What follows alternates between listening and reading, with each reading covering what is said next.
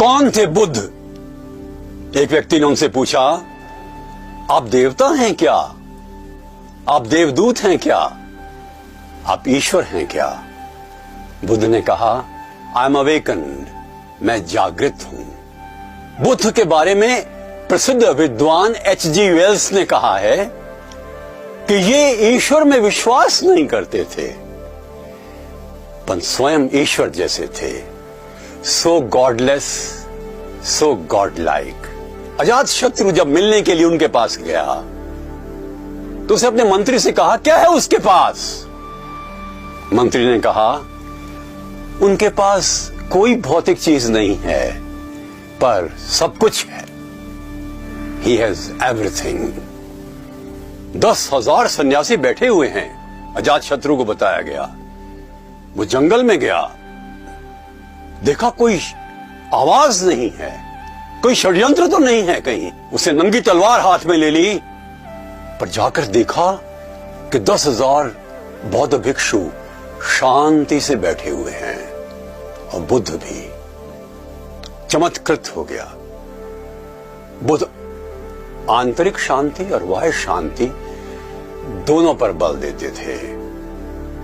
अपने आप से प्रेम करने की बात वो कहते थे, हर एक से प्रेम करने की बात कहते थे। एक बार प्रसन्न जी राजा ने देखा कि उनके संघ में एक दलित आ गया है। उनको किसी ने बताया। प्रसन्न जी ने बुद्ध को कहा, भगवान, या तो आप उसको संघ से निकाल दीजिए या हम अपने आप को आपके संघ से बाहर कर लेते हैं। प्रसन्न जी ने देखा कि आश्रम के ठीक बाहर एक दैदीप्यमान व्यक्तित्व का स्वामी युवा बहुत सुंदर भाषण दे रहा है जीवन के धर्म पर। उन्होंने पूछा गौतम बुद्ध से, ये कौन है?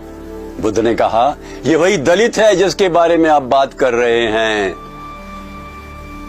प्रसन्न जी ने क्षमा मांगी और उससे भी मांगी, बुद्ध से भी मांगी। ये समता ही हमारा एक धर्म होना चाहिए।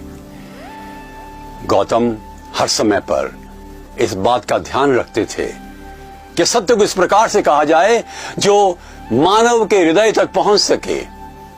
उनका धर्म मानव केंद्रित था, महावीर जी का मोक्ष केंद्रित था, ईसा का ईश्वर केंद्रित था।